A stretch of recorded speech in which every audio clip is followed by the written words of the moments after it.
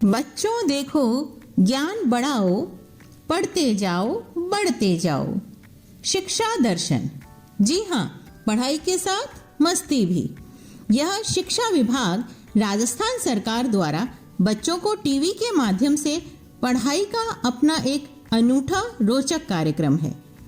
DD Rajasthan के अलावा अन्य 13 नेटवर्क चैनल पर एक साथ प्रसारित किया जा रहा है, जिसका नाम है शिक्षा दर्शन। इसके अंतर्गत आप कक्षा 1 से 12 तक वीडियो के माध्यम से अध्ययन कर सकते हैं। इस कार्यक्रम से आपको घर बैठे 5 दिन सभी विषयों की विषय वस्तु अत्यंत रोचक तरीके से समझाई जाएगी तथा शनिवार को विभिन्न क्षेत्रों की जानकारी आपको दी जाएगी। यह 3.25 घंटे चलने वाला कार्यक्रम है। राजस्थान राज्य शैक्षिक अनुसंधान एवं प्रशिक्षण परिषद उदयपुर के तत्वावधान में तैयार किया गया है।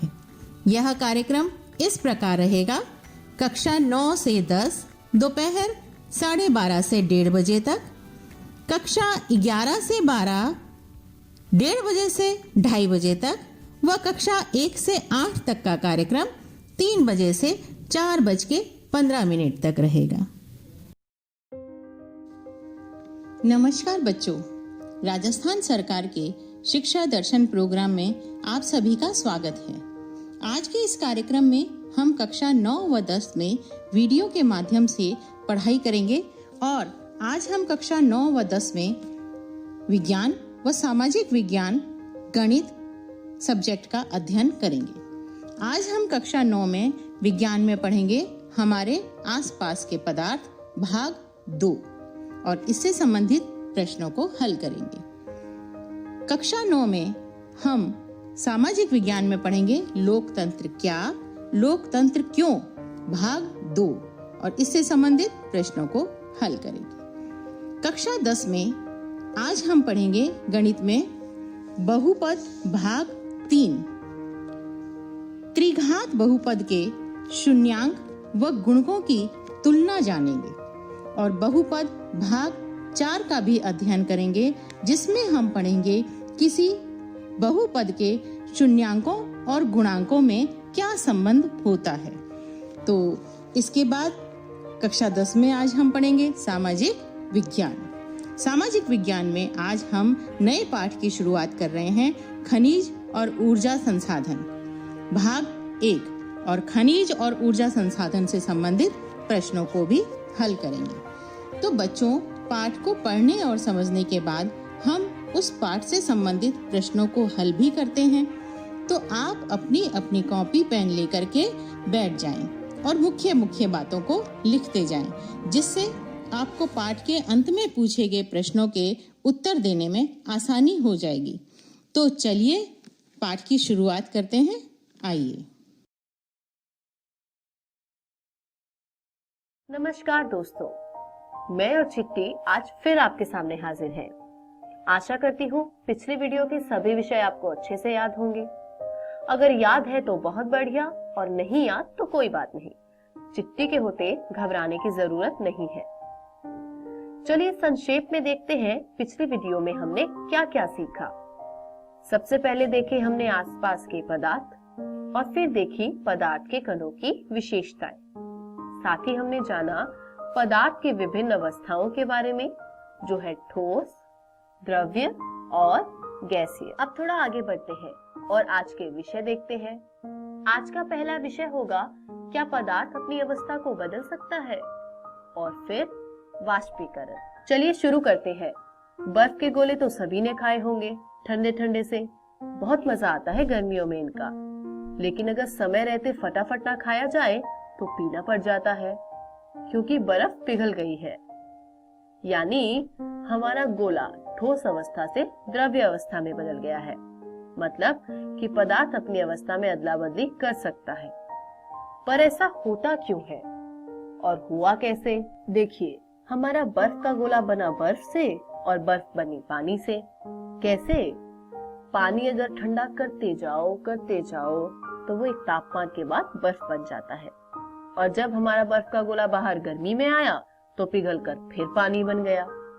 और उसी पानी को यदि गर्म कर दिया जाए तो वह भाप बनकर उड़ जाता है। यानी तापमान बढ़ाने से ही ठोस अवस्था द्रव्य में बदली और अब द्रव्य से गैसीय अवस्था में। यानी तापमान के प्रभाव से पदार्थ की अवस्था में परिवर्तन हो सकता है। आप सबको पिछली वीडियो से याद होगा कि पदार्थ के कणों में गतिज ऊर्जा होती है और तापमान के बढ़ने से ये ऊर्जा भी बढ़ती है, जिससे पदार्थ के कण ज्यादा गतिशील हो जाते हैं। और आपको यह भी याद होगा कि पदार्थ के कणों के बीच एक आकर्षण बल भी लगता था। तो हम जैसे जैसे तापमान बढ़ाते हैं, ये गतिज ऊर्जा कणों को और ज्यादा गतिशील करती है और एक तापमान के बाद कणों की गति उनके आकर्षण बल से ज्यादा हो जाती है और वो अपना स्थान छोड़कर ज्यादा स्वतंत्रता से गति करने लगते हैं। इसी प्रक्रिया में एक अवस्था ऐसी होगी जब ठोस कण इतने गतिशील हो जाएंगे कि वो पिघलकर द्रव्य बन जाएंगे और ये जिस तापमान पर हुआ उसे हम गलनांक कहेंगे। इसी प्रकार अगर तापमान बढ़ाते जाओ तो द्रव्य गैसीय अवस्था में भी परिवर्तित हो जाती है, जहां पदार्थ के कण बिल्कुल स्वतंत्र हो जाते हैं एक दूसरे से। इस पिघलने और उबलने और धुआं हो जाने की प्रक्रिया में एक खास चीज होती है। आप सबने ये देखा होगा, मगर ध्यान शायद ही किसी ने दिया हो। अगर आप बर्फ को एक गर्म पतीले में डाल दें तो वो तुरंत पिघल जाएगी और थोड़ी देर बाद वो पानी उबलने लग जाएगा। लेकिन ये उबाल पूरी बर्फ पिघलने के बाद ही आएगा। ऐसा नहीं होगा कि जितना पानी पिघल गया उतना तो उबलने लगा और बाकी की बर्फ अभी भी पिघल रही है।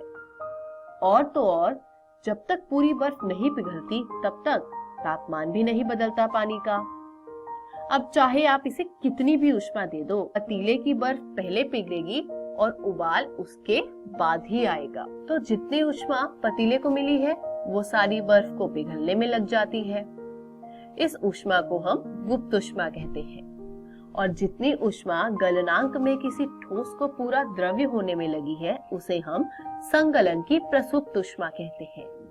और इसी तरह पानी को भाप बनकर गैसीय अवस्था में जाने के लिए भी गुप्त ऊष्मा लगती है, जिसे हम वाष्पीकरण की गुप्त ऊष्मा कहते हैं। तो सिर्फ तापमान बदलने से ही अवस्था नहीं बदल रही, और भी बहुत कुछ हो रहा है इन पदार्थ के कणों के बीच। चलिए आगे देखते हैं और क्या क्या हो सकता है किसी पदार्थ के कणों में। जैसे पिछली वीडियो में आपने देखा किस प्रकार एक छोटे से सिलेंडर से इतने सारे गुब्बारे भर दिए, और वो संभव कैसे हुआ? गैसीय पदार्थ की संपीड्यता के कारण। अब एक बात बताइए, गैस सिलेंडर तो सभी के घर में उपयोग होता होगा। उसका आकार चाहे जितना भी छोटा हो, उसे प्रयोग करके आप बहुत दिनों तक भोजन बना पाते हैं। ऐसा क्यों? इसका भी कारण है संपीड्यता। जैसे कण एक दूसरे से दूर होकर द्रव्य से गैसीय अवस्था में आ गए, उसी प्रकार कणों को यदि पास लाया जाए तो गैसीय से द्रव्य बनाया जा सकता है। और फिर भर लीजिए गैस के सिलेंडर में।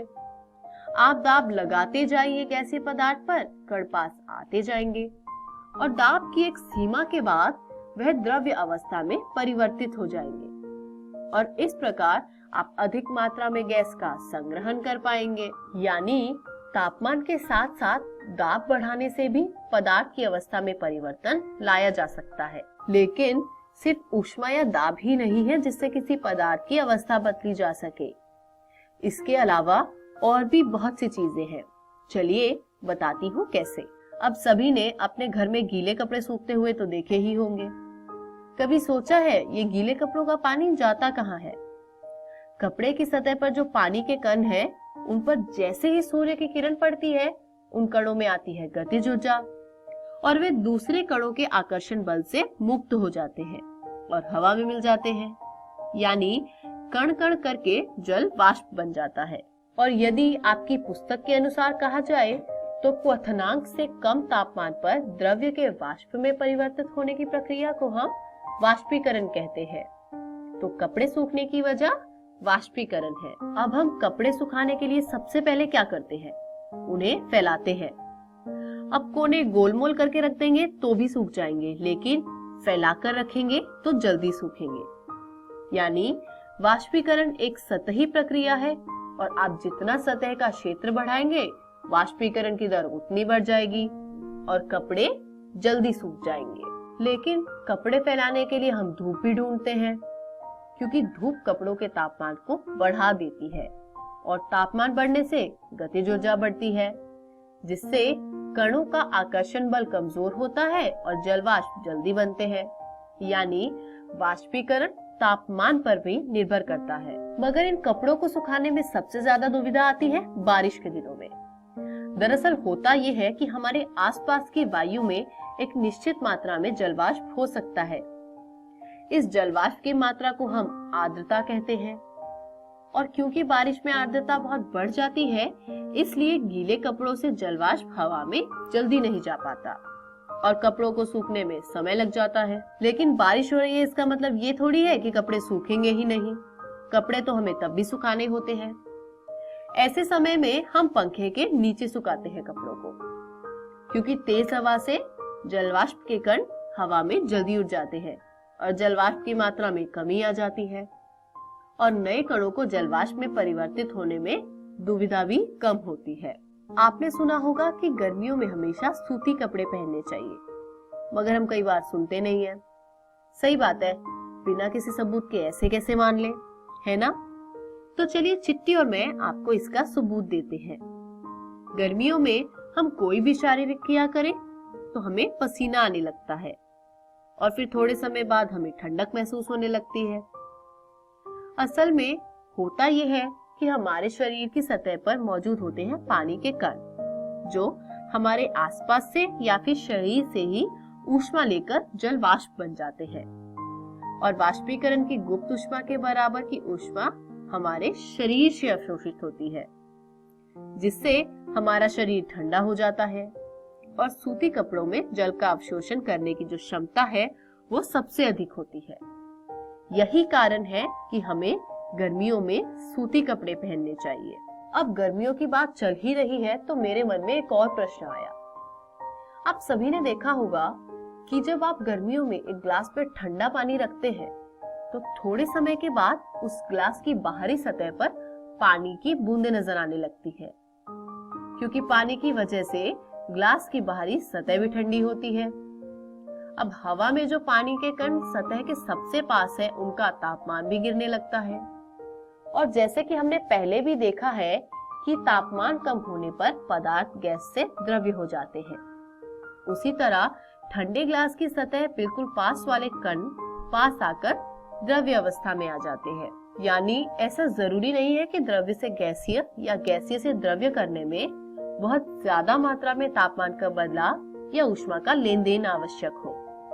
रोज के वातावरण में जितनी ऊष्मा या तापमान है उसमें भी अवस्था बदली जा सकती है। तो चलिए आज के विज्ञान के इस अध्याय को हम यही समाप्त करते हैं और एक बार फटाफट देखते हैं कि आज के इस वीडियो में हमने क्या क्या सीखा। सबसे पहले हमने देखा कि पदार्थ अपनी तीनों अवस्थाओं में अदला बदली कर सकता है, ठोस से द्रव्य, द्रव्य से गैसीय या फिर इनकी उल्टी प्रक्रिया। इन अवस्था के बदलाव में तापमान और दाब की बहुत बड़ी भूमिका है। फिर हमने वाष्पीकरण को देखा कि द्रव्य से गैसीय में बदलाव बिना हमारी जानकारी के होता रहता है और वाष्पीकरण में सतही क्षेत्र, तापमान, आर्द्रता और वायु की गति की अहम भूमिका होती है। इन सब के साथ गर्मी में हमें सूती कपड़े क्यों पहनने चाहिए और ठंडे ग्लास में ओस बनने की वजह भी देखी। आशा करती हूँ वीडियो के जरिए आपको पाठ काफी अच्छे से समझ आ गया होगा। आज के लिए चिट्टी और मैं आपसे विदा लेते हैं। मिलते हैं आपसे अगले पाठ में। धन्यवाद। नमस्कार दोस्तों, आज हम लोकतंत्र क्या और क्यों अध्याय का अगला भाग पढ़ने वाले हैं। पिछले भाग में हमने लोकतंत्र के अर्थ को जानते हुए उसकी परिभाषाओं के बारे में हमने चर्चा की थी। साथ ही लोकतंत्र की कुछ विशेषताओं को भी हमने जाना। आज की इस वीडियो में हम लोकतंत्र ही क्यों इस प्रश्न पर चर्चा करेंगे। बच्चों, लोकतंत्र के लिए विभिन्न देशों में या फिर भारत में भी लगातार बहस होती रही। कुछ लोग लोकतंत्र के विपक्ष में तर्क देते हैं तो कुछ लोग लोकतंत्र के पक्ष में तर्क देते हैं। हम इन दोनों तर्कों के बारे में चर्चा करेंगे और साथ ही लोकतंत्र के एक व्यापक अर्थ के बारे में भी आज अध्ययन करेंगे। तो चलिए शुरू करते हैं आज का अध्याय। दोस्तों, हम लोगों ने पिछले अध्याय और इस अध्याय के पहले भाग में जाना कि शासन के अनेक रूप हैं, जैसे सैनिक शासन, तानाशाही शासन, राजशाही शासन, कम्युनिस्ट शासन और लोकतांत्रिक शासन। हम लोगों को यह जानकर खुशी होगी कि इन सभी शासनों में लोकतांत्रिक शासन ही सबसे अच्छा है। आज दुनिया में लोकतांत्रिक शासन अपनाने की होड़ मची हुई है। अब हमारे सामने एक प्रश्न उठता है कि लोकतंत्र ही सबसे अच्छा शासन क्यों है? इस प्रश्न को समझने के लिए हमें लोकतंत्र के गुण और दोष अर्थात इसके पक्ष और विपक्ष में उत्पन्न तर्कों को समझना होगा। तो सबसे पहले लोकतंत्र के विपक्ष में तर्क को देखते हैं। जब हम लोग लोकतंत्र और लोकतांत्रिक शासन की चर्चा करते हैं तब लोकतंत्र के खिलाफ कुछ तर्क सामने आते हैं। लोकतंत्र के विरोधी ये तर्क देते हैं कि लोकतांत्रिक देशों में अनपढ़ों की संख्या अधिक है और यहाँ पर गैर जिम्मेदार लोग ज़्यादा हैं। इनके वोटों को महत्व देने से शासन की गुणवत्ता कम हो जाती है। लोकतंत्र में सत्ता की लड़ाई और सत्ता का खेल चलता रहता है। इसमें नैतिकता की कोई जगह नहीं रह जाती और इसके अंतर्गत सिर्फ सत्ता हथियाने का प्रयास किया जाता है। इससे लोगों के साथ साथ देश को भी काफ़ी क्षति पहुंचती है। लोकतंत्र में फैसला लेने की प्रक्रिया कठिन होती है। फैसला लेने से पहले काफ़ी वाद विवाद, बहस और चर्चाएं होती हैं, जिससे किसी भी निर्णय पर पहुंचने में दिक्कत होती है। लोकतंत्र के खिलाफ एक तर्क यह भी है कि यह बहुत खर्चीला शासन है, क्योंकि इसमें जो चुनाव होते हैं उनमें खूब सारा पैसा उड़ाया जाता है, काफ़ी खर्च किया जाता है। एक अन्य आरोप यह भी है कि लोकतंत्र भ्रष्ट नेताओं के हाथों का खिलौना बन जाता है। लोगों की भावनाओं को भड़काकर उनकी सहानुभूति बटोरकर सत्ता प्राप्त कर ली जाती है। यहाँ हमारे सामने लोकतंत्र के खिलाफ अनेक तर्क आए हैं। हम यह भी समझ सकते हैं कि अभी तक लोकतंत्र ने समस्याओं को समाप्त करने के लिए कोई तौर तरीका विकसित नहीं किया। लोकतंत्र में लोगों की भागीदारी होती है। फैसला लेने में देरी के साथ साथ गलतियां भी होती हैं, लेकिन सभी फैसले गलत नहीं होते हैं। इन बातों से लगता है कि लोकतंत्र एक आदर्श शासन नहीं है। फिर भी हमारे सामने जितने भी शासन हैं उन सभी में लोकतंत्र ही एक बेहतर शासन प्रतीत होता है। चलिए जानते हैं लोकतंत्र बेहतर क्यों है, अर्थात इसके पक्ष में कुछ तर्कों को देखते हैं। लोकतंत्र के पक्ष में हम लोग दो बातों को समझने का प्रयास करेंगे। पहला यह, लोकतंत्र अन्य शासनों से बेहतर क्यों है। दूसरा, लोकतंत्र में कौन कौन से गुण हैं। इन सवालों का हल एक उदाहरण से करेंगे। चीन, जो कि भारत का एक पड़ोसी देश है, 1958 से 1961 के दौरान यहाँ पर भयंकर अकाल पड़ गया। यह अकाल विश्व इतिहास का अब तक सबसे भयानक अकाल था। इसमें करोड़ों लोग भूख से मर गए। ठीक ऐसी ही स्थिति बिहार में भी देखने को मिली। वर्ष 2008 के अगस्त सितंबर महीने में उत्तरी बिहार में बाढ़ आ गई, जिसमें करोड़ों अरबों की संपत्ति का नुकसान हो गया। लाखों लोग तबाह हो गए। अब यहाँ पर लोकतंत्र की दो स्थितियां देखने को मिली। भारत में लोकतांत्रिक व्यवस्था होने के कारण बिहार की प्रलय से जल्द ही निजात पा लिया गया, जबकि चीन में अकाल से निजात पाने में काफ़ी समय लग गया। इसका मुख्य कारण यह भी है कि लोकतांत्रिक देशों में एक मजबूत विपक्षी दल होता है और सरकार की आलोचना कर सकने वाला स्वतंत्र मीडिया भी होता है। यह उदाहरण लोकतंत्र को सर्वश्रेष्ठ शासन पद्धति बनाने वाली विशेषताओं में से एक है। क्योंकि लोकतंत्र में सरकार लोगों की ज़रूरतों के अनुसार आचरण करती है। यह सब सरकार चलाने वालों पर निर्भर करता है। इस तरह हम समझ सकते हैं कि लोकतंत्र का पहला गुण यह है कि लोकतंत्र में शासन अधिक जवाबदेही वाला होता है। लोकतंत्र में लोग अपने प्रतिनिधियों के माध्यम से शासन करते हैं। प्रतिनिधि लोगों की इच्छाओं, भावनाओं और आवश्यकताओं से पूर्व परिचित होते हैं। अतः वे लोगों की इच्छाओं, भावनाओं और आवश्यकताओं को ध्यान में रखकर लोक कल्याण के लिए कार्य करते हैं। लोकतंत्र में सरकार द्वारा लिए गए फैसलों पर सार्वजनिक बहस होती है। सार्वजनिक रूप से चर्चाएं भी होती हैं। यदि सरकार जल्दबाजी में कोई गलत फैसला लेती है तो सार्वजनिक चर्चाएं और बहस के द्वारा उस पर सरकार का ध्यान आकृष्ट कर दिया जाता है, जिससे सरकार के पास इस तरह के फैसलों में सुधार का विकल्प रहता है। इसका एक उदाहरण है कि 1975 में श्रीमती इंदिरा गांधी ने भारत में आपातकाल लागू कर दिया था, जो लोगों के विचार में गलत फैसला था।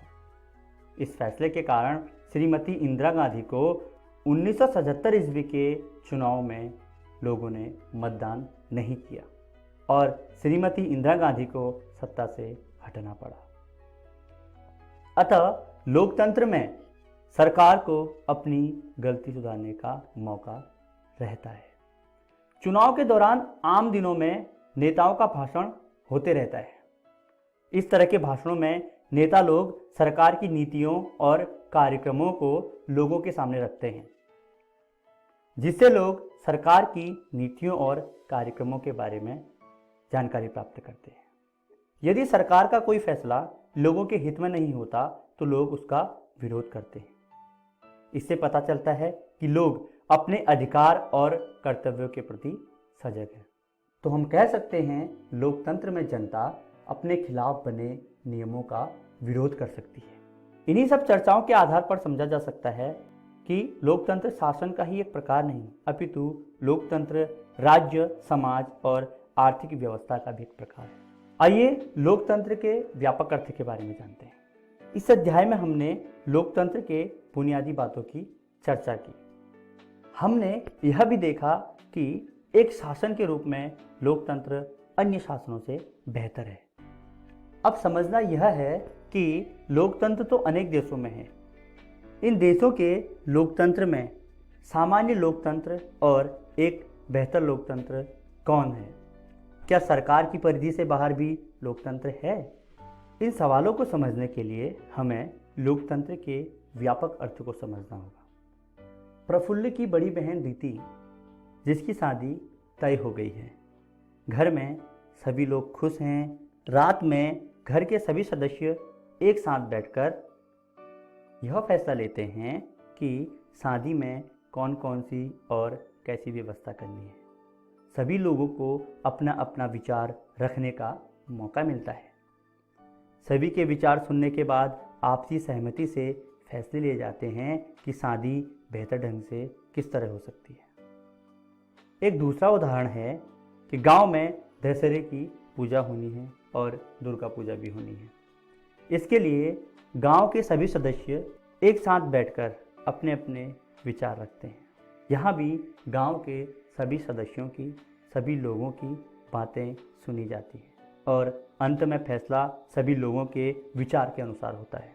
इन दोनों उदाहरणों से लोकतंत्र के फैसले बुनियादी तौर तरीकों को उजागर करते हैं। इससे यह भी स्पष्ट होता है कि लोकतंत्र केवल सरकार तक ही सीमित नहीं है, बल्कि इसकी पहुंच संगठन, गांव और परिवार तक भी है।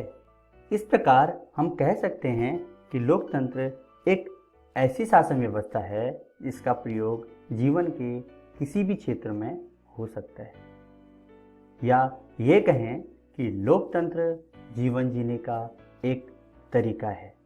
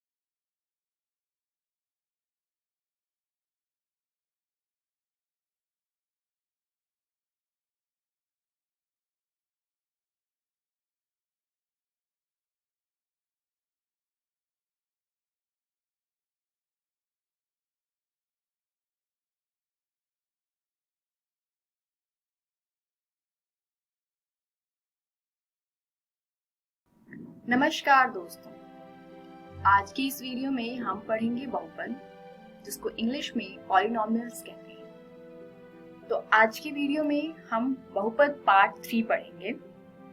चलिए देखते हैं पार्ट 3 में हम क्या पढ़ेंगे।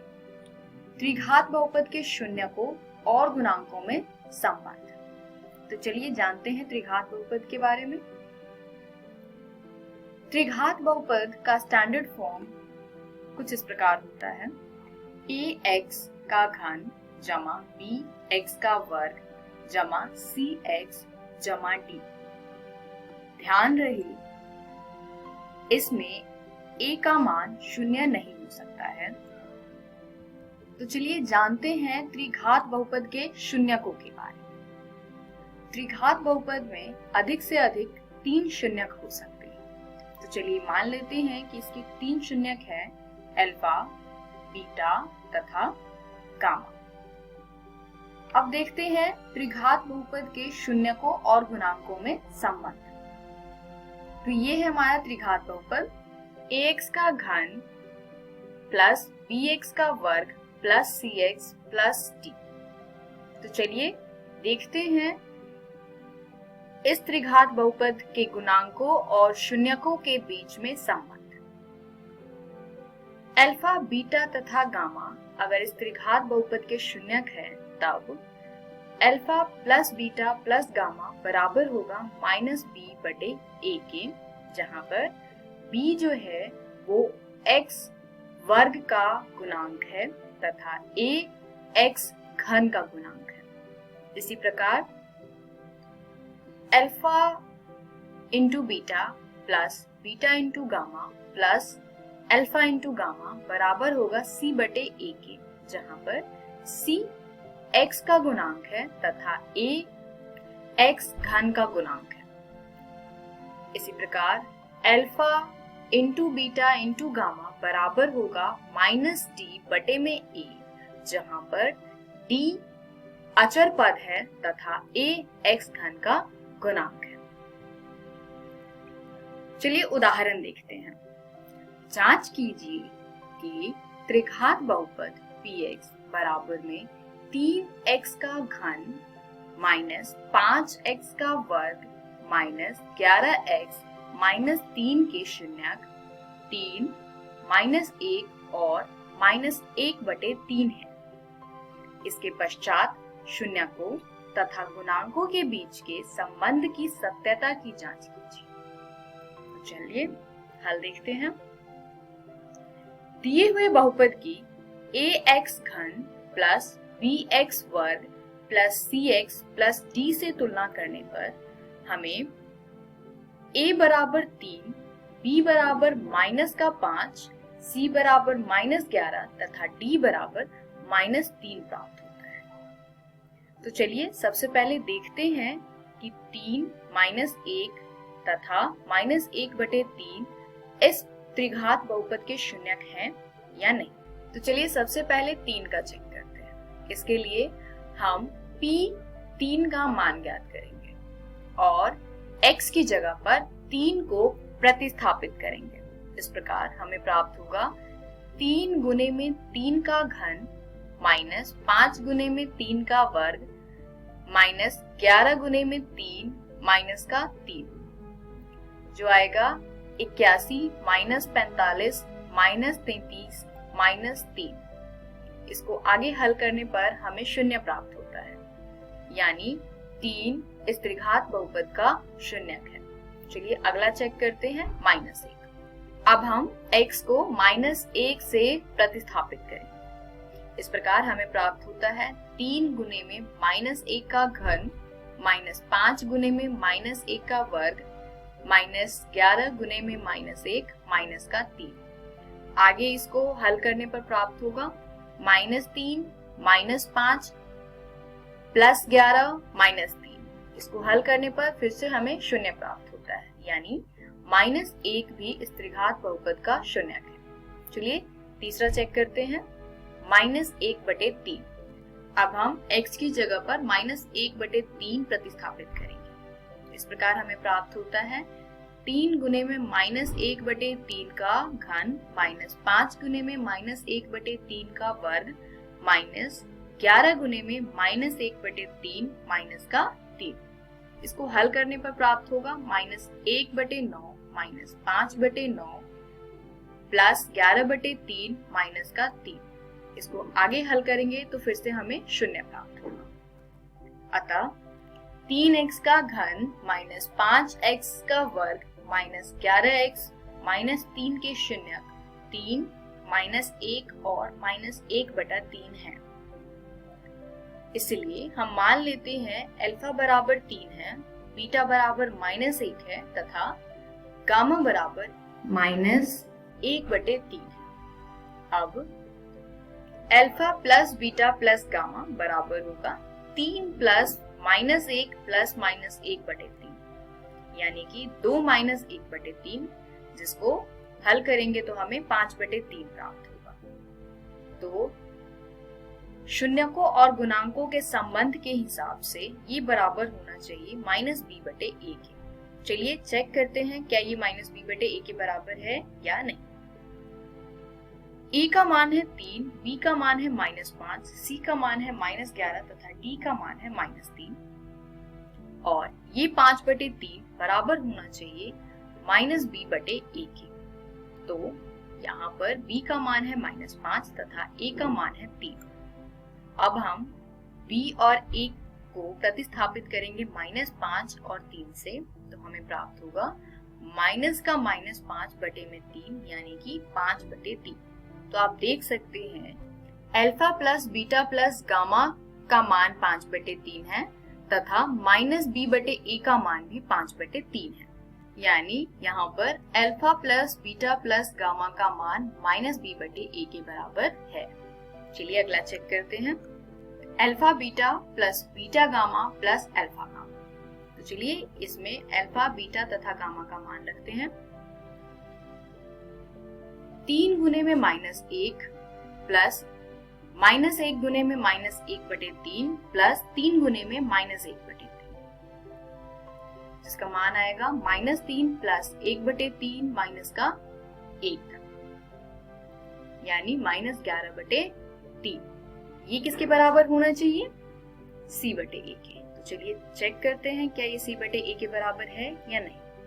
तो -11/3 बराबर होना चाहिए c/a के। c का मान है -11 तथा a का मान है 3 यानी c/a का मान हो गया -11/3। तो आप देख सकते हैं कि alpha beta plus beta gamma plus alpha gamma का मान -11/3 है तथा c/a का मान भी -11/3 है। यानी alpha beta plus beta gamma plus alpha gamma बराबर है c/a के। चलिए लास्ट चेक करते हैं, अल्फा बीटा गामा यानी कि alpha into beta into gamma. Value put करते हैं अल्फा बीटा गामा का। 3 गुने में -1 गुने में -1/3, यहाँ पर 3 से 3 कैंसिल हो जाएगा तथा -1 गुने में -1 1 के बराबर आ गया। अब ये बराबर होना चाहिए किसके? -d/a के। तो चलिए इसको भी चेक करते हैं। 1 बराबर होना चाहिए -d/a के, जहाँ पर d का मान है -3 तथा a का मान है 3। अब माइनस का -3/3 को हल करेंगे तो ये बराबर आएगा 1 के। तो आप फिर से देख सकते हैं कि अल्फा बीटा गामा का मान 1 है तथा -d/a का मान भी 1 है, यानी कि अल्फा बीटा गामा बराबर है -d/a के। तो इस प्रकार ये प्रश्न समाप्त होता है।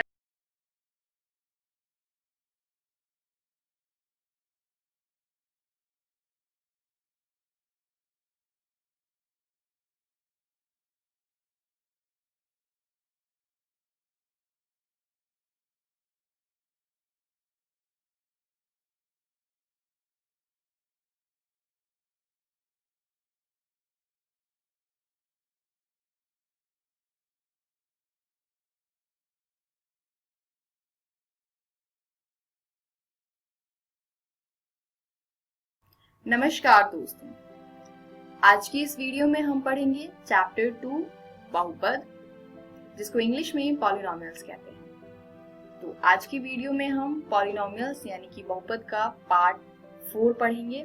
चलिए देखते हैं पार्ट 4 में हम क्या पढ़ेंगे।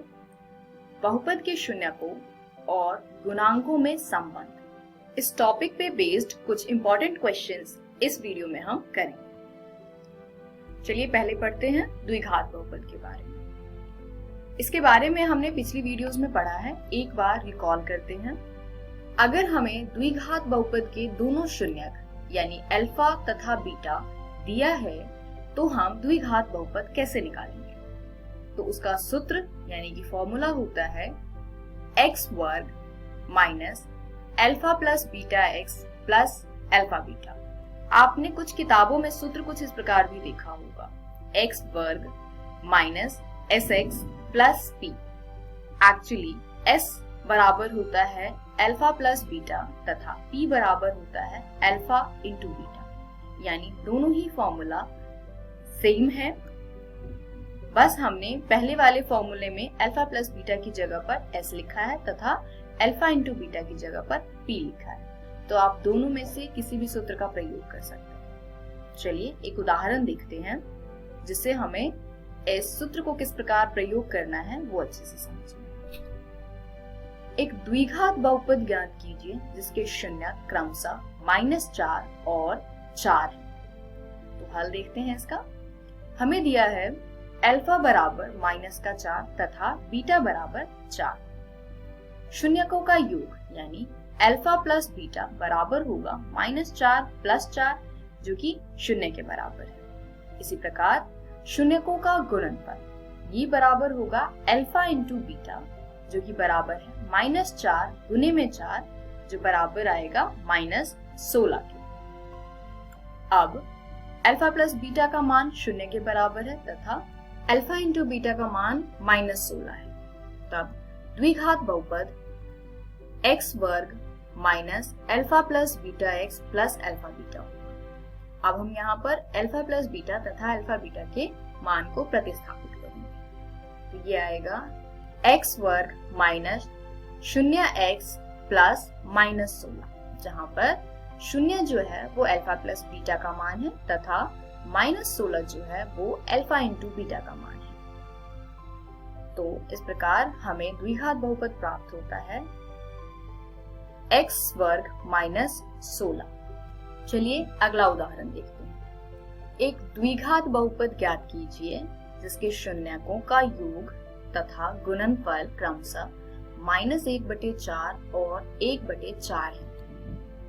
हल दिया है हमें शून्यकों का योग मतलब अल्फा प्लस बीटा का मान -1/4 तथा शून्यकों का गुणनफल यानी अल्फा इंटू बीटा का मान 1/4।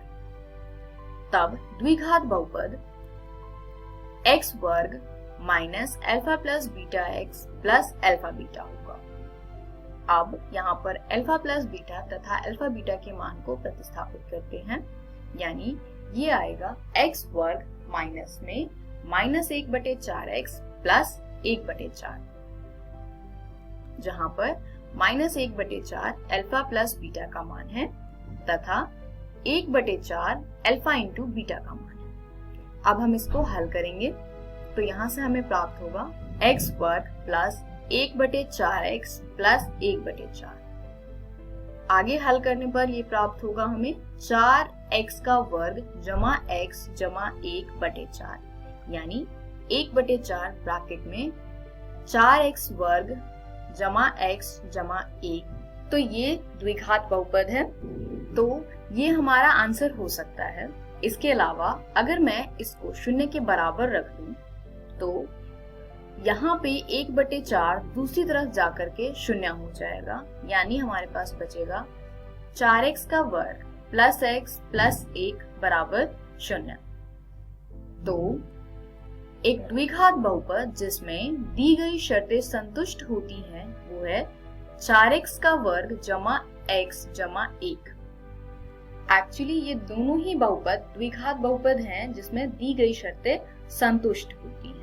अगर आप 1/4 को दूसरी तरफ ले जाकर के 0 के बराबर ना करें तभी भी आंसर सही है। अगला देखते हैं त्रिघात बहुपद। अगर आपको एक त्रिघात बहुपद में अल्फा बीटा गामा यानी शून्य दिया हुआ है तो हम त्रिघात बहुपद कैसे प्राप्त करेंगे। तो ये है इसका सूत्र जो आप अपनी नोटबुक में नोट कीजिए। x का घन minus alpha plus beta plus gamma x का वर्ग जमा alpha beta plus beta gamma plus alpha gamma x minus alpha beta gamma. तो चलिए एक उदाहरण देखते हैं। एक त्रिघात बहुपद ज्ञात कीजिए जिसके शून्यकों का योग दो शून्यकों को एक साथ लेकर उनके गुणनफलों का योग तथा तीनों शून्यकों के गुणनफल क्रमशः 2, -7 तथा -14 हो। हल देखते हैं। हमें दिया है alpha plus beta plus gamma का मान 2, alpha beta plus beta gamma plus alpha gamma बराबर -7 तथा अल्फा बीटा गामा बराबर -14। तब त्रिघात बहुपद का सूत्र हम लगाएंगे जो है x का घन minus alpha plus beta plus gamma x का वर्ग जमा alpha beta plus beta gamma plus alpha gamma x minus alpha beta gamma. तो अब तीनों मान को प्रतिस्थापित करेंगे जो प्रश्न में हमें दिया है। तो ये आएगा x का घन माइनस 2x का वर्ग प्लस माइनस का 7x माइनस का -14, जहां पर 2 alpha plus beta plus gamma का मान है, माइनस का 7 alpha beta plus beta gamma plus alpha gamma का मान है तथा -14 alpha into beta into gamma का मान। अब इसको हल करते हैं आगे। तो ये आएगा x का घन माइनस 2x का वर्ग माइनस 7x प्लस 14, यानी ये वो त्रिघात बहुपद है जिसमें दिए हुए सारे शर्तें संतुष्ट होती हैं। इसी के साथ आज की वीडियो समाप्त हुई।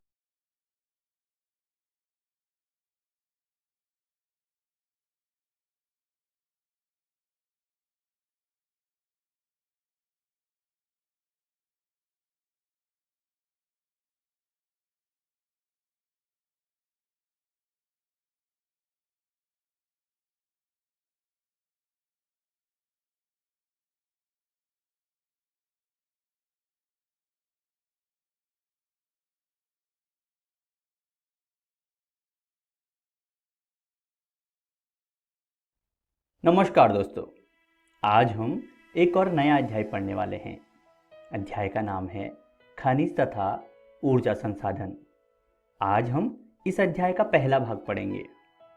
तो इस अध्याय को पढ़ने से पहले देख लेते हैं आज हम क्या क्या पढ़ने वाले हैं। आज की इस वीडियो में हम खनिज और उनकी उपलब्धता के बारे में जानेंगे, खनिजों का वर्गीकरण भी जानेंगे, धात्विक खनिजों में लौह और अलौह धातुओं के बारे में चर्चा करते हुए अधात्विक खनिजों को जानेंगे और उसके बाद खनिजों के संरक्षण के बारे में चर्चा करेंगे। तो चलिए शुरू करते हैं आज का अध्याय। दोस्तों, एक बार हेवन अपने पिता के साथ दूर के गांव से गुवाहाटी आता है। वह लोगों को घरों जैसी अजीब चीज़ों में जाते देखता है। ये चीज़ें सड़कों पर चलती है। उसके बाद वह एक रसोई को भी बहुत से घरों के साथ जाते हुए देखता है। वह आश्चर्य से अपने पिता से पूछता है, पिताजी, हमारा घर इस प्रकार क्यों नहीं चलता? उसके पिता ने उसको बताया, बेटा, यह घर नहीं है, ये बसें और गाड़ियां हैं। हमारे घरों की तरह ये ईंटों और पत्थरों से नहीं बने हैं। इन्हें बनाने में लोहा, एल्यूमिनियम जैसी धातुओं का प्रयोग किया जाता है। ये अपने आप नहीं चलती, ये इंजन द्वारा चालित होते हैं और इन इंजनों को चलाने के लिए ऊर्जा की आवश्यकता होती है। दोस्तों, आपने पढ़ा है कि भूपर्पटी अर्थात पृथ्वी की ऊपरी परत विभिन्न खनिजों के योग से बनी चट्टानों से निर्मित है। इन खनिजों का उपयुक्त शोधन करके ही ये धातुएं निकाली जाती हैं। खनिज हमारे जीवन का अनिवार्य भाग हैं। लगभग हर चीज़ को हम इस्तेमाल करते हैं। एक छोटी सुई से लेकर एक बड़ी इमारत तक या फिर एक बड़ा जहाज सभी खनिजों से बने हुए होते हैं। इसके अलावा रेलवे लाइन और सड़क के पत्थर, हमारे औजार तथा मशीनें सभी खनिजों से बने हैं और ये सारे धरती से प्राप्त ऊर्जा के साधनों द्वारा चालित होते हैं। यहाँ तक कि मनुष्य के भोजन में भी खनिज की उपलब्धता होती है। मनुष्य ने विकास की सभी अवस्थाओं में अपनी जीविका तथा सजावट, त्योहारों और धार्मिक अनुष्ठान के लिए खनिजों का प्रयोग किया है। खनिज निश्चित रासायनिक संयोजन और विशिष्ट आंतरिक परमाणुविक संरचना वाले ठोस प्राकृतिक पदार्थ को कहा जाता है। हमारा स्थलमंडल चट्टानों से बना है तथा चट्टान खनिजों के संयोग से बने हैं। अभी तक लगभग 2000 खनिजों की पहचान की जा चुकी है, लेकिन आर्थिक दृष्टि से केवल कुछ खनिज ही विशिष्ट महत्व रखते हैं। दोस्तों, सामान्यतः खनिज अयस्कों में पाए जाते हैं। किसी भी खनिज में अन्य अवयवों या तत्वों के मिश्रण या संचयन हेतु अयस्क शब्द का प्रयोग किया जाता है। खनन का आर्थिक महत्व तभी है जब अयस्क में खनिजों का संचयन पर्याप्त मात्रा में हो। खनिजों के खनन की सुविधा इसके निर्माण व संरचना पर निर्भर है। दोस्तों, आग्नेय तथा कायांतरी चट्टानों में खनिज दरारों, जोड़ों, भ्रंशों तथा विद्रों में मिलते हैं। इनका निर्माण तब होता है जब वे तरल या गैसीय अवस्था में भूपृष्ठ की ओर धकेले जाते हैं। जस्ता, तांबा, जिंक और सीसा आदि इसी प्रकार की शिराओं व जमाओं के रूप में प्राप्त होते हैं। इसके अलावा अनेक खनिज अवसादी चट्टानों के अनेक खनिज संस्तरों या फिर परतों में पाए जाते हैं। पहाड़ियों के आधार तथा घाटी तल की रेत में जलोढ़ जमाव के रूप में भी कुछ खनिज पाए जाते हैं। इन्हें प्लेसन निक्षेप के नाम से जाना जाता है। महासागरीय जल में भी विशाल मात्रा में खनिज पाए जाते हैं, लेकिन इनमें से अधिकांश के व्यापक रूप से विकसित होने के कारण इनकी आर्थिक सार्थकता कम है। फिर भी सामान्य नमक, मैग्नीशियम तथा ब्रोमाइन ज़्यादातर समुद्र से ही निकाले जाते हैं। चलिए दोस्तों, बात करते हैं खनिजों के प्रकार की। खनिजों को दो प्रकार से बांटा जाता है। पहला है धात्विक खनिज। इन खनिजों में धातु होता है, जैसे लौह अयस्क, तांबा, निकिल और मैग्नीज। दोस्तों, धात्विक खनिज के भी दो प्रकार हैं। पहला है लौहयुक्त खनिज। जिन धात्विक खनिजों में लोहे का अंश पाया जाता है वे लौहयुक्त खनिज कहलाते हैं, जैसे लौह अयस्क, मैग्नीज। इसके अलावा अलौहयुक्त खनिज अर्थात जिन धात्विक खनिजों में लोहे का अंश नहीं होता वे अलौहयुक्त खनिज कहलाते हैं, जैसे सोना, चांदी, तांबा। इसके अलावा खनिजों का दूसरा रूप है अधात्विक खनिज। दोस्तों, इन खनिजों में धातु नहीं होता, जैसे चूना पत्थर, अभ्रक और जिप्सम। अधात्विक खनिजों को भी दो भागों में बांटा जाता है। कार्बनिक खनिज, इसमें जीवाश्म होते हैं। ये धरती में दबे प्राणी और पादप जीवों के परिवर्तन से बनते हैं, जैसे कोयला और पेट्रोलियम। दूसरा है अकार्बनिक खनिज। इनमें जीवाश्म नहीं होते, जैसे अभ्रक, ग्रेफाइट। आइए दोस्तों, बात करते हैं लौह खनिज की। लौह खनिज में सबसे पहले बात करेंगे लौह अयस्क। लौह अयस्क एक आधारभूत खनिज है तथा औद्योगिक विकास की रीढ़ है। लोहा हमें खानों से शुद्ध रूप में नहीं मिलता, बल्कि लौह अयस्क के रूप में मिलता है। लौह अयस्क के 3 प्रकार हैं: हेमाटाइट, मैग्नेटाइट और लिमोनाइट। मैग्नेटाइट सर्वोत्तम प्रकार का लौह अयस्क है, जिसमें 70% लोहांश पाया जाता है। इसमें सर्वश्रेष्ठ चुंबकीय गुण होते हैं, जो विद्युत उद्योगों में विशेष रूप से उपयोगी है। दोस्तों, भारत में लौह अयस्क की विभिन्न पेटियां हैं। सबसे ज़्यादा उड़ीसा में उच्च कोटि का हेमेटाइट लौह अयस्क मयूरभंज और केंदुझर के खादानों से निकाला जाता है। इसके अलावा झारखंड के सिंहभूम से भी हेमेटाइट अयस्क का खनन किया जाता है। इन क्षेत्रों के अलावा छत्तीसगढ़ के बस्तर जिले में बेलाडीला की पहाड़ियों में उत्तम किस्म का हेमेटाइट पाया जाता है। यहाँ का लौह अयस्क विशाखापट्टनम से जापान तथा दक्षिण कोरिया को निर्यात किया जाता है। आइए अब बात करते हैं मैग्नीज अयस्क की। मैग्नीज मुख्य रूप से इस्पात के विनिर्माण में प्रयोग किया जाता है। 1 टन इस्पात बनाने में लगभग 10 किलोग्राम मैग्नीज की आवश्यकता होती है। इसका उपयोग ब्लीचिंग पाउडर, कीटनाशक दवाएं और पेंट बनाने में किया जाता है। भारत में उड़ीसा मैग्नीज का सबसे बड़ा उत्पादक राज्य है। आइए अब बात करते हैं अलौह खनिज की, जिसमें प्रमुख है तांबा। भारत में तांबे के भंडार और उत्पादन क्रांतिक रूप से न्यून है। घातवर्धीय, तन्य और ताप सुचालक होने के कारण तांबे का उपयोग मुख्यतः बिजली के तार बनाने, इलेक्ट्रॉनिक्स और रसायन उद्योगों में किया जाता है। दोस्तों, मध्य प्रदेश की बालाघाट खदानें देश का लगभग 52% तांबा उत्पन्न करती हैं। झारखंड का सिंहभूम जिला भी तांबे का मुख्य उत्पादक है।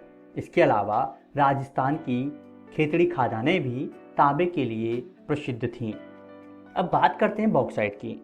यद्यपि अनेक अयस्कों में एल्यूमिनियम पाया जाता है, लेकिन सबसे अधिक एल्यूमिना क्ले जैसे दिखने वाले पदार्थ बॉक्साइट से ही प्राप्त किया जाता है। दोस्तों, उड़ीसा भारत का सबसे बड़ा बॉक्साइट उत्पादक राज्य है। भारत के कुल उत्पादन का 45% बॉक्साइट यहाँ से उत्पादित किया जाता है। कालाहांडी, बोलंगीर, कोरापुट, सुंदरगढ़ तथा संबलपुर यहाँ के मुख्य उत्पादक हैं। इसका उपयोग अर्थात बॉक्साइट का उपयोग वायुयान निर्माण, विद्युत उपकरण निर्माण तथा रासायनिक वस्तुओं को बनाने में किया जाता है। आइए दोस्तों, अब बात करते हैं अधात्विक खनिजों की। अधात्विक खनिजों में सबसे पहले बात करते हैं अभ्रक की। अभ्रक एक ऐसा खनिज है जो प्लेटों अथवा पत्थर क्रम में पाया जाता है। इसका चादरों में विपाटन आसानी से हो सकता है। विश्व में भारत अभ्रक उत्पादन में सबसे अग्रणी राज्य है। अभ्रक पारदर्शी, काले, हरे, लाल, पीले अथवा भूरे रंग का हो सकता है। भारत में उत्पादन की दृष्टि से अभ्रक की 3 पेटियां हैं, जो बिहार, झारखंड, आंध्र प्रदेश तथा राजस्थान राज्यों के अंतर्गत आती हैं। भारत में अभ्रक के कुल भंडार 59,065 टन हैं। बिहार तथा झारखंड में उत्तम किस्म का रूबी अभ्रक पाया जाता है। बिहार तथा झारखंड देश का 80% अभ्रक उत्पादन करते हैं। आइए बात करते हैं चूना पत्थर की। चूना पत्थर कैल्शियम या कैल्शियम कार्बोनेट तथा मैग्नीशियम कार्बोनेट से बनी चट्टानों में पाया जाता है। दोस्तों, भारत के चूना पत्थर का 76% प्रयोग सीमेंट उद्योग में किया जाता है। यह अधिकांशतः अवसादी चट्टानों में पाया जाता है। यह लौह प्रगलन की भट्टियों के लिए अनिवार्य माना जाता है। आइए दोस्तों, बात करते हैं खनिजों के संरक्षण की। दोस्तों, पृथ्वी पर रहने वाला हर प्राणी, चाहे वो वनस्पति जात हो या फिर प्राणी जात हो, हर किसी को खनिजों पर किसी न किसी प्रकार निर्भर रहना पड़ता है। इन खनिज संसाधनों के निर्माण और सांद्रण में लाखों वर्ष लग जाते हैं। हम उनका शीघ्रता से उपभोग कर रहे हैं। खनिज निर्माण की भूगर्भिक प्रक्रियाएं इतनी धीमी हैं कि उनके वर्तमान उपभोग की दर की तुलना में उनके पुनर्भरण की दर अपरिमित रूप से थोड़ी है। अर्थात जिस प्रकार से हम खनिजों का उपभोग कर रहे हैं, उस गति से इनका निर्माण नहीं हो पाता है। तो दोस्तों, हमें खनिजों का संरक्षण करना चाहिए। खनिजों के अभाव में देश के औद्योगिक विकास को गति नहीं दी जा सकती, जिस कारण देश का आर्थिक विकास अवरुद्ध हो जाता है। अर्थात खनिजों के संरक्षण के लिए कुछ उपाय हमें ढूंढने चाहिए। खनिजों के निरंतर दोहन पर रोक लगानी चाहिए, उनका बचत पूर्वक उपयोग करना चाहिए तथा कच्चे माल के रूप में सस्ते विकल्पों की खोज करनी चाहिए।